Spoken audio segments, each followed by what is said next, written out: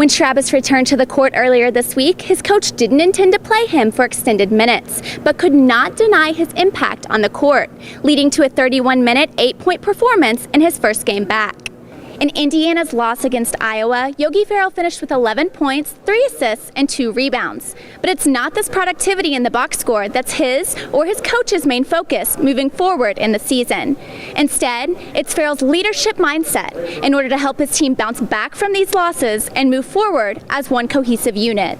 Can you smell the roses? That's what fans were asking after Indiana's win over Iowa on Saturday. Tom Crean praised his team for their outstanding defensive performance, but someone still had to score points for Indiana. A sea of blue was in Lucas Oil Stadium on Friday to cheer for the Wildcats, who haven't even played their first game yet. The Big Blue Nation got a chance to see undefeated Kentucky in practice before they square up against Wisconsin in the Final Four. Anytime a team loses, the post-game scene can be about as gloomy as the Chicago weather.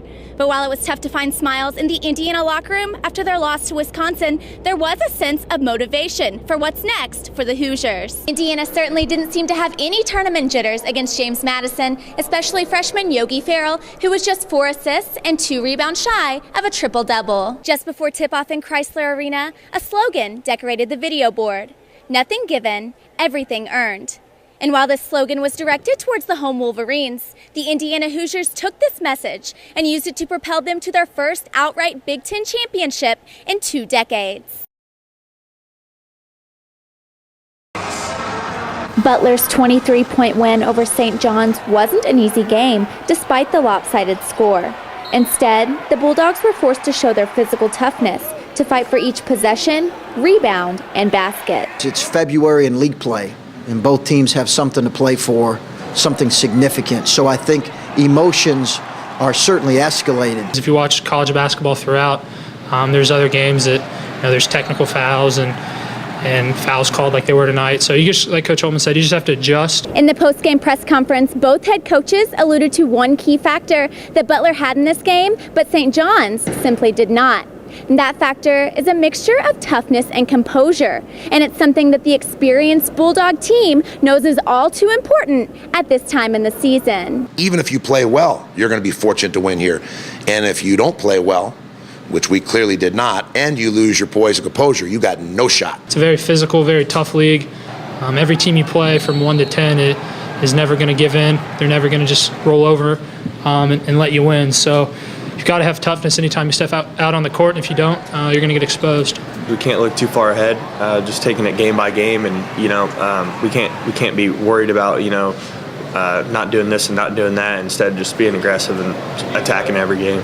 The Bulldogs are now tied for second place in the Big East standings with their win over St. John's.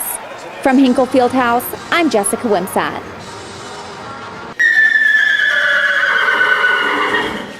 Riding a horse can be tricky.